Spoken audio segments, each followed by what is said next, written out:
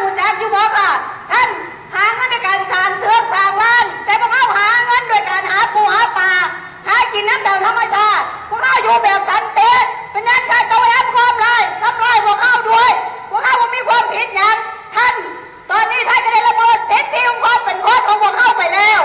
ฝากถึงบริษัทท่านประธานบริษัทชอการจ้างมาให้ท่านได้สำนึกว่าพวกเขาก็เป็นหนึ่งกับคนไทยคือกันท่านยังเป็นคนไทยอยู่ท่านควรมีจิตสำนึกหากคนไทยคือกันพวกไม่ทำลายพวกไม่ทำลายล้าง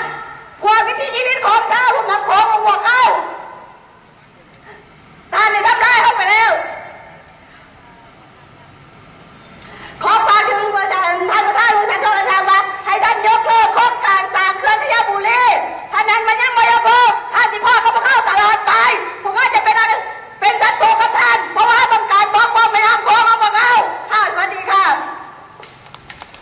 ครับต่อไปก็เราฟังเสียงลูกคณะนะครับจากจังหวัดเชียงรายนะครับจากเชียงของนะครับ